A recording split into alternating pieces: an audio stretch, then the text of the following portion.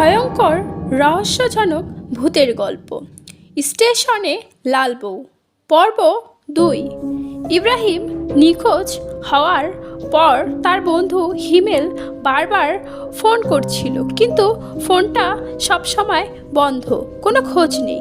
হিমেল চিন্তায় পড়ে যায়, আমি তো ইব্রাহিমকে চট্টগ্রামে পাঠিয়েছি, ফোনটাও বন্ধ, কিছু একটা হয়েছে, আমাদের ওকে খুঁজতে হবে। হিমেল সাথে সাথে তার 2 বন্ধু পিয়াস আর জয়কে ফোন দিল।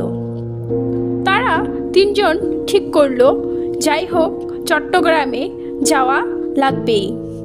ওরা দৌড়ে গেল রেল স্টেশনের টিকিট কাউন্টারে, কিন্তু কাউন্টারে বলল চট্টগ্রামের সব টিকিট শেষ। বারবার অনুরোধ করেও কোনো লাভ হলো না। 4 জন, তাদের বান্ধবী নাতাশাও যাবে। হতাশ হয়ে বেঞ্চে বসে পড়ল। তখনই নাতাশা এসে বলল, কিরে টিকিট পেলি? না রে, একটাও নেই। হিমেল বলল।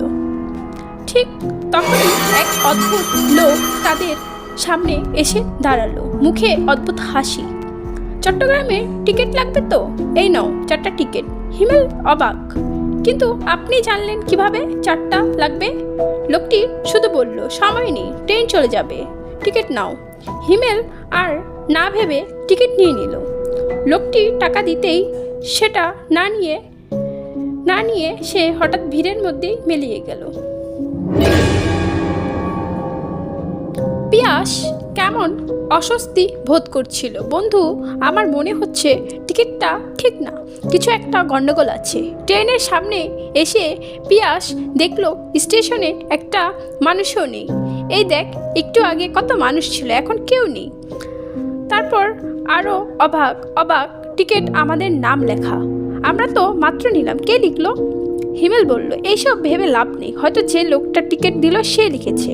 পিয়াস বলল, কিন্তু সে আমাদের নাম জানলো কিভাবে? নাতাশা বিরক্ত হয়ে বলল, তোর গোয়েন্দাগিরি বন্ধ কর, পানি নিয়ে আয়, খুব তেষ্টায় মরছি। পিয়াস পানি আনতে গেল, কিন্তু যে দোকানটা একটু আগে দেখেছিল সে দোকানটা যেন কখনোই ছিল না। হঠাৎ কান্না, অদ্ভুত দীর্ঘ কান্না। পিয়াস ভয় পেয়েও শব্দটার দিকে এগোলো। স্টেশনের অন্ধকার কোণায় সে দেখল একটা লাল শাড়ি পরা, মাথায় ঘোমটা ঢাকা, হালকা আলোয় দাঁড়িয়ে আছে এক মেয়ে।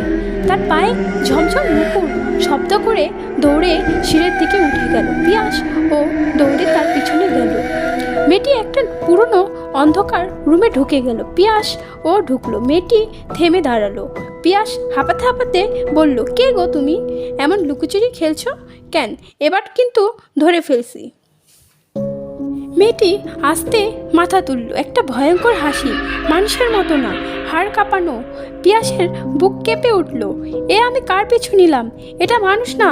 সে ঘুরে দৌড়াতে যাবে, ঠিক তখনই মেয়েটি তার লম্বা ধারালো নখ দিয়ে তিরাক এক আঘাতে পিয়াসের গলা কেটে দিল। রুম ভরে গেল গরম রক্তের গন্ধে। চলবে পর্ব 3-এ জানা যাবে লাল বউ কে আর কেন সে তাদের লক্ষ্য করেছে।